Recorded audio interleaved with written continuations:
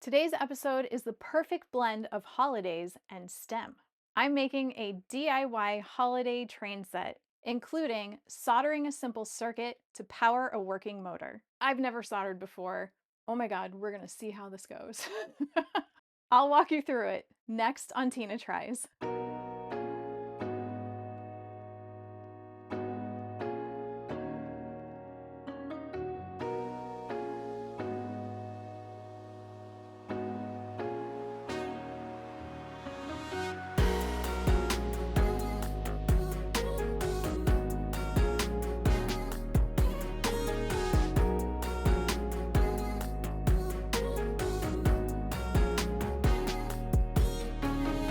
This train is full of holiday cheer, complete with little details like wreaths, trees, and snowflakes. This file is by Will MCK and can be found on MakerWorld. This was printed on my H2D, X1 Carbon, and an A1 Mini. I used black PLA as well as a glittery Aurora Red and an Aurora Green PLA. It took about 20 hours to print and used 640 grams of filament. This project will require 4 BT 2.6 by 8 screws, 2 AA batteries, a DC motor, switch, and battery holder kit from Amazon, as well as a soldering tool and soldering wire. As usual, I will link everything in the description below. Let's check out the build. Here are the printed parts. This is going to be quite the process. It involves wiring up a motor and doing some soldering. We're gonna put the motor in the engine here, solder that all together, and then I will finish the rest of the assembly. So let's get to it. This is the kit that the creator suggested buying on Amazon. So we'll see how this goes. So we have to fit the wires onto this little tiny metal piece here on the front of the motor. So it's going to be kind of difficult when this is actually inside of the train. So I am going to start by soldering my wires on. Let's start by soldering the bottom wire. That way I can put this in here and the wire is already attached on the bottom. I'll be able to solder the one on the top because that's easily accessed here. What we're going to do is we're going to make a loop from the battery pack. So red is positive and black is negative. We're going to make a circuit between the switch, the battery pack, and the motor. So we're going to solder one wire to this switch. I'm just going to kind of hook it around for right now so that it stays in place a little bit better. Then this second wire, which I'm going to cut the ends off of so that some of the wire is exposed, we're going to attach to the other side of the switch, and that will get soldered to the motor on the bottom. Then our negative wire is going to get soldered to the top of the motor, and then we'll have a complete circuit. So first I am going to strip a little bit of the ends off of here. I've got my wire cutters. I'm just going to apply some light pressure. I'm going to twist it around my wire and then pull it. I don't want to squeeze all the way through because that will cut the metal part of the wire, which I don't want to do. All I want to do is expose it like this. I'm going to twist these together, otherwise they'll fray. And I'm going to do the same thing on the other end of this wire.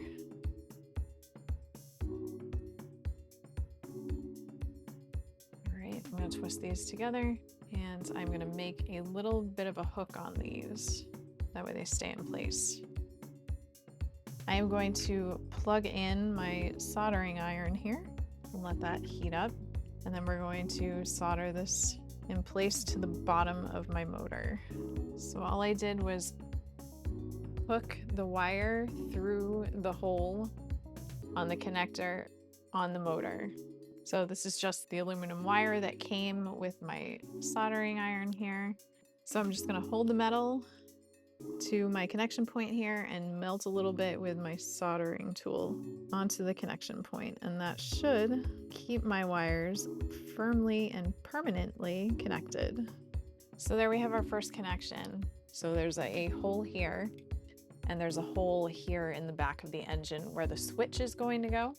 So I'm going to thread this wire through and up out of the back of the engine like that. Now I want that wire to be on the bottom, so I'm gonna line up my first axle on that side and push it through.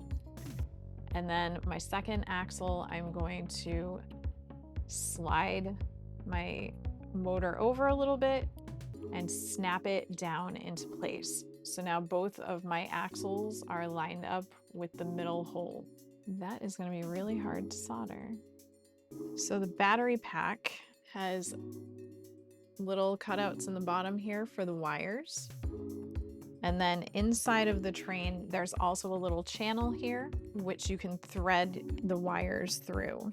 So we're going to shove this into the channel here and make sure that my wires are also going into that channel.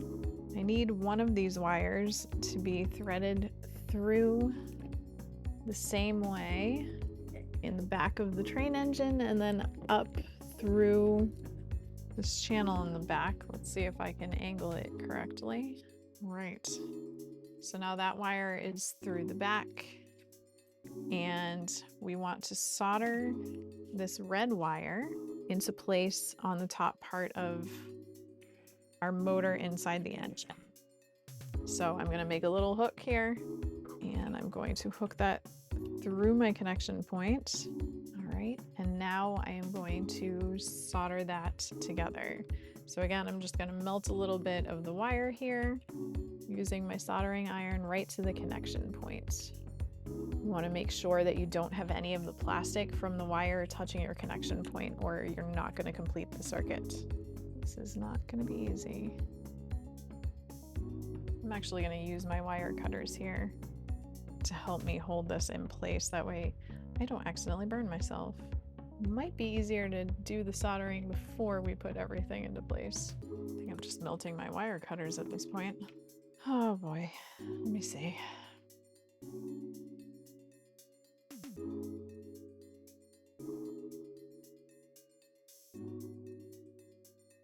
There we go. So now that second wire is soldered in place. Now all we need to do is hook up our switch, which is also going to require some soldering, but we want to check which direction the wheels are turning first before we finish soldering this. So we're going to take the switch and connect both ends of this wire. It's backwards. All right, so I've put it in upside down. So we're going to take the little motor out, and we're just going to flip it over completely.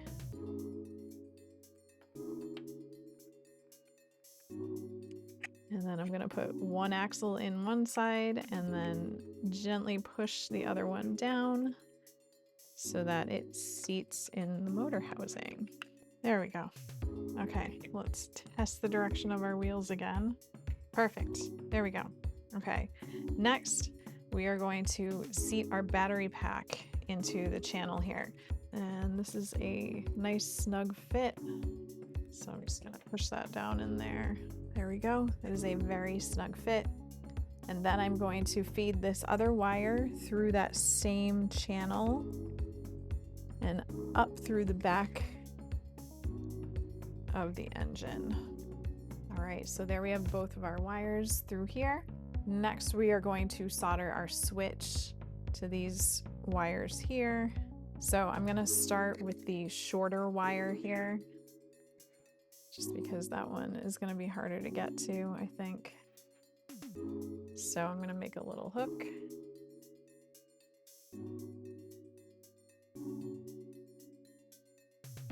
Push that through. Then I'm gonna solder that in place.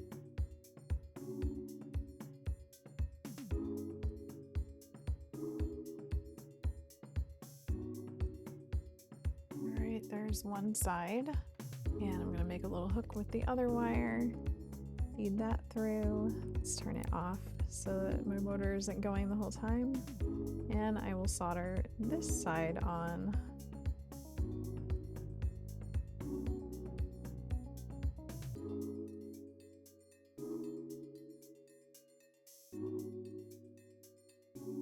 So our switch is now soldered in place. Let's make sure it works. Beautiful. Now we are going to seat this into the notch here made for our switch. Let's see, the wires are a little bit long, so you may want to cut yours, especially if you're better at soldering than I am. Our switch has been seated. Our wheels are going in the right direction, so yay. So we have two different wheels for our engine. One are our drive wheels, which have these little shafts on the back, and one are non-drive wheels, which don't have the little shaft on the back. They do have one sticking out of the front side, but those are going to be for our little stabilizers.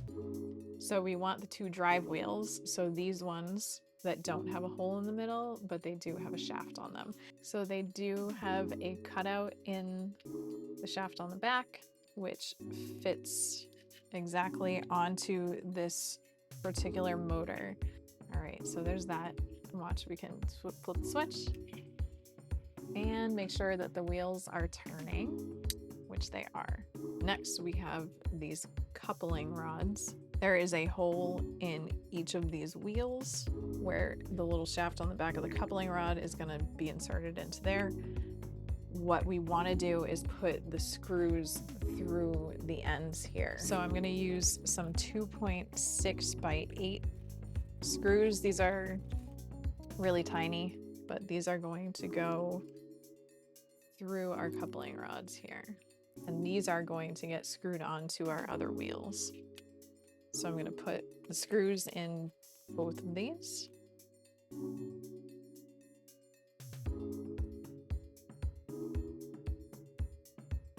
So we have our screws in the coupling rods, both of them. So now there are these little shafts on the front of the other wheels that our screw is going to go into. So we are going to just screw these together. You want to make sure that everything is lined up. You want your screws to go into the wheels perpendicular, not crooked, or you might break the PLA. You thread the screw as far as you can into the wheel, and then you want to take it out a little bit until there isn't any friction. You want free movement. And we are going to do the same thing with this, as long as I don't drop it. We're going to do the same thing with this other wheel. So we're going to thread it all the way in. Make sure that your screw is perpendicular before you start screwing it in so you don't break your wheel. So you're going to thread it in as far as you can. And then we're going to back it out a little bit so that we have free movement. So this one is a little bit too tight still. We've got a little bit of friction, so I'm going to back it out a little bit more. All right, so there are our two wheels.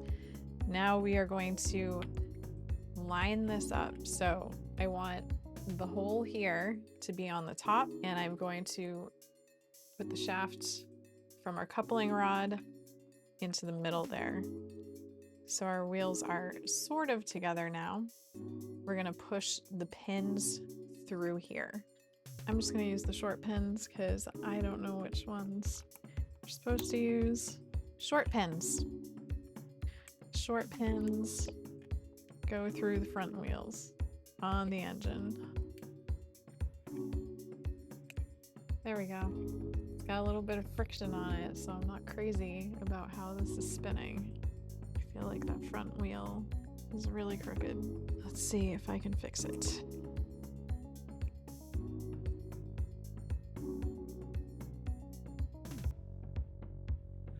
There we go. Straighten that wheel out. It's working a little bit better. Let's do the same thing on the other side.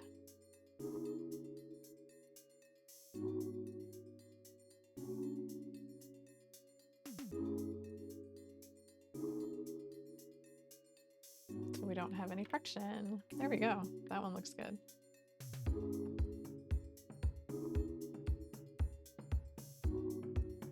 Make sure that you back the wheels out a little bit so that they're not rubbing on the engine body.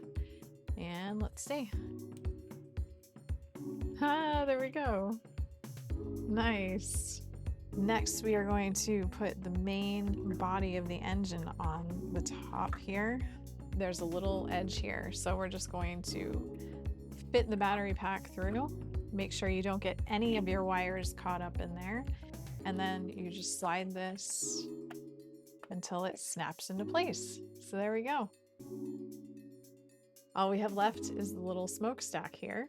So this actually has a curve to it. So you want to make sure that you line it up in the right direction, and then that just snaps into place like so. You can glue it if you want to, but that honestly is not going anywhere. And there we have our finished train engine. Next, I am going to start putting the wheels onto the bases of our other cars. There are different ones that you can print. There's the caboose. The base fits all of the different cars that you can print. This collar goes with the caboose and it just snaps into place on the bottom here. That was made so that we could print the caboose without having to use supports, which is really nice. So what we're gonna do is we're gonna put the wheels on. I can't really tell from the pictures, so I'm just gonna make a guess. I am gonna put the wheels on with this edge on the inside, and we'll see if that works, because I don't know if it is or not, but we're gonna try it. So these pins just go right through the wheel, same as they did on the engine. And they just snap into place. That's it. Super, super quick.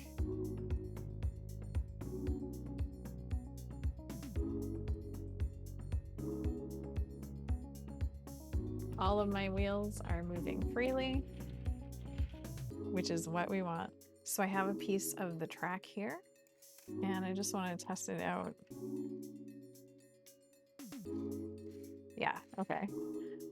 I put the wheels on in the right direction, so that's good. All right. So now all of my wheels are on, they're freely moving. If they don't freely move, you can back the pins out a little bit. They might just be in there too tight. Then we are just going to put the caboose on the top. You can glue this in place if you want to, but it also doesn't need to be. So there we have our finished caboose. We're gonna do the exact same thing with the other two train cars. These ones just snap directly onto the base.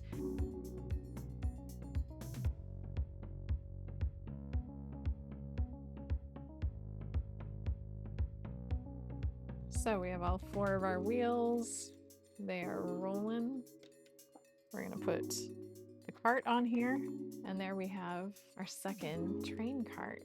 These just hook together like that. That's all there is to it. All right, let's do this last train car.